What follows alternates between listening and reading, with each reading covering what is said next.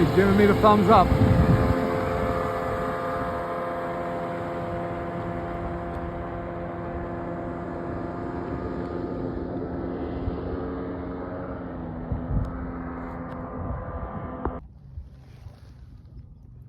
โอ้พี่น้องเห็นบ่นกกินปลาแทบอยู่หั่นมีคนไม่กล้าผู้หนึ่งตึกเบ็ดอยู่หั่นพี่น้องเอ้ยตอนนี้อยู่เล็กซิงตันนอร์ทแคโรไลนานี่แหละอยู่เขตบอนตึกปลาคอปีมา2 คนกับเท่าแดงนุ่งเสื้อแดงๆนี่ยืนอยู่นี่กันเท่าแดงละโอเคปลาบ่กินเบ็ดมันมาเน่าเห็นล่ะแบล็กเบิร์ดเอาห้องซีเบิร์ด อันนั้นก็ซีเบิร์ดสีดำบุจักซื้อเขาแต่ตัวสีขาวดอกห้องซีเบิร์ดใช่ป่ะพี่น้องเอ้ยหน้าก็อดมาแนว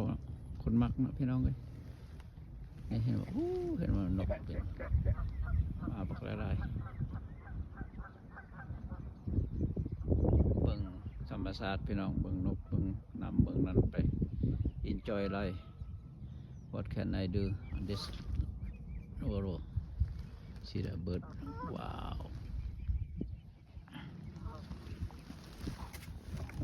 โอเคนี่ก็ในคันหนึ่งเป็นกระได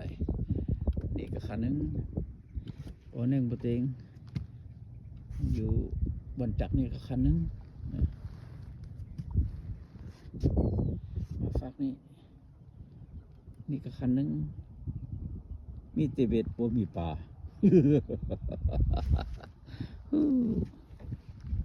แดงได้จัก10แล้วนะแดง ได้100 ตัว โอ้ได้อยู่ได้พี่น้องอย่าว่าเลยพวกนี้ปลาเทพ ปลาเหยื่อ ปลานี่เอาเห็ดเหยื่อบ้านเฮานี่กินหมดแล้วอยู่เมืองลาวกินหมดแล้วนี่เห็ดก้อยเห็ดยังกินแซ่บอยู่อาหารได้เลย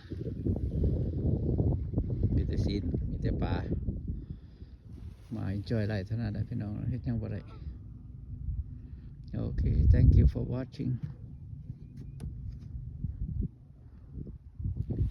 โอเคอันนี้ก็ครับเจ้าเองนี่ก็ครับเจ้าเองเบิ่งในหนังเครื่องปุ่มนี่5 ตัวเลยนี่เสื้อนี่5 ตัวแต่ตรงไหนเห็นได้มันหนาวเนาะหมวกก็3 okay thank you see you all right thank you for watching